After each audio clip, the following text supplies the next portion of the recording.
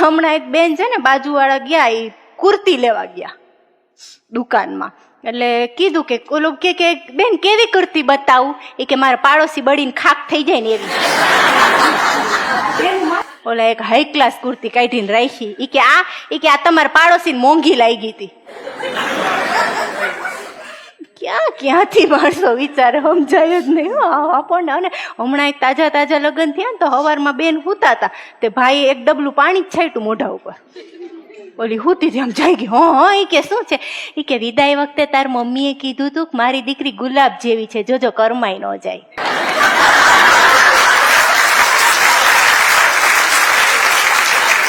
ગુલાબને પાણી તો આપવું પડે ને. ઓલી સામે 4-5 ચીટિયા ખેંચી લીધા, માથામાંથી પીન કાઢી ટીંગ ટીંગ ટીંગ ટીંગ. ઓલો કે હા શું છે? કે મમ્મીએ કીધું ને તો ગુલાબમાં કાંટાઈ હોય.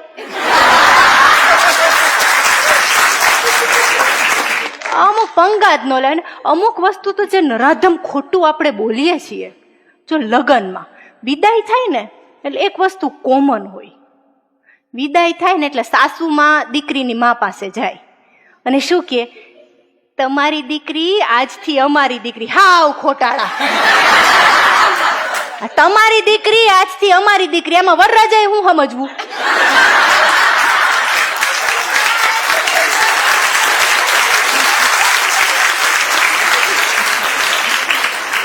અને આ બાજુ વળી દીકરી વાળા શું કે વરરાજાને, અમારો જમાઈ નહીં, અમારો તો દીકરો છે. એટલે વળી દીકરી ગોટે ચડે.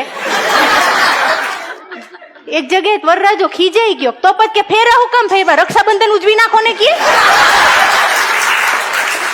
એટલે અમુક વાતમાં અમુક વસ્તુ છે ને સાયલેન્ટ હોય. જયારે લગ્ન પછી છે ને સાસુમાઓ એમ કહે ને બધાની વચ્ચે, અમારી વહુ જેવી તો ક્યાંય વહુ જ નહીં, ત્યારે નંગ શબ્દ સાયલેન્ટ હોય.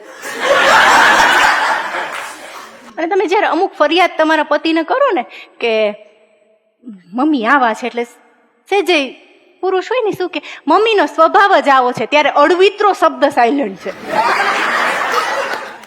અમુક આપણે સાયલેન્ટ કેમ જ રમી છે. અને એક લગ્નમાં તો મેં જોયું ને, વરરાજો રોતો તો, બોલો. કન્યા નહીં, વરરાજો. કન્યા છાની રાખતી હતી, હું આવું છું. એના મા બાપને છાની રાખતી હતી, ચિંતા કરો માં હું જાઉં છું. અને આવું તો હૈલે રાખે. વિદાયમાં જે બધા રોવે છે ને, એટલે એને બધાને કઈ કન્યા વિદાય થાય એનું દુઃખ નથી. અમુકને પેમેન્ટ બાકી છે એના દુઃખ છે, અમુકને ટાર્ગેટ પૂરા નથી થયા એના દુઃખ છે, અને અમુકને પોતાનું થાતું નથી એના દુઃખ છે. પણ જાતના ને ભાતના લોકો મળતા હોય. અને એમાં છે ને સગપણ ને સગાઈ ને સગપણ ને એવું થાય ને, એટલે એક જગ્યાએ મને ભેગી લઈ ગયા. હવે હું બહુ મેદું નાની કહેવાય, પણ એ બે પક્ષે નક્કી કર્યું હતું મોટી કરવી. સામે વાળાને આંટી દેવા માટે મોટી કરવી. એટલે સેજે છોકરી વાળા આવ્યા ને, એટલે છોકરી વાળાને ઘર છોકરા વાળા આવ્યા, એટલે વળી છોકરીએ કીધું કેમ મોડું થયું, તમારો ફોન આવી ગયો તો. એ કે હેલિકોપ્ટર માટે પાર્કિંગ નહોતું મળતું ને, તો બસ સ્ટેન્ડમાં પાર્ક કર્યું છે. ઓલા કે બરાબર, કઈ જ વાંધો નહીં. ત્યાં પછી છોકરો આવ્યો કે કેમ વાર લાગી? એ કે ટ્રેનનું પાર્કિંગ ચાલતું હતું. પછી છોકરાને પૂછ્યું કે શું કમાવ છો ને કેટલો પગાર? એ કે આમ તો 8 કરોડનું પેકેજ છે, પણ હાથમાં આવતા 8,000 થઈ જાય. કઈક તો માપે રાખો. પછી હાવ એટલે આટલું થયું ને, પછી એમ થયું કે હાલો ને ગોઠવી નાખો, બે હરખા છે.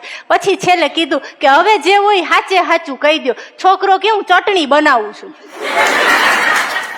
તો છોકરી વાળા કે આપણું જામશે, લ્યો મારી છોકરી હવારમાં બધા હોતા હોય ને ત્યારે બધાના લીંબુ મરચા ચોરી આવે છે.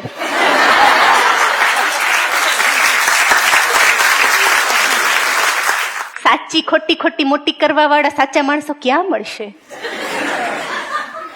એમ કરીને ગોઠવી નાખ્યું એકબીજાનું. અને અમુક લોકોના તો જે ગોઠવાઈ જાય છે, અને અમુક લોકોના ગોઠવાઈ જાય ને તો અમુક આમ જોડી આપણે જોઈએ ને તો આપને એમ લાગે કે વાહ રામ સીતાની જોડી છે, અને અમુકને જોઈએ ને તો આપને એમ થાય બે ધુંબા મારી આવી.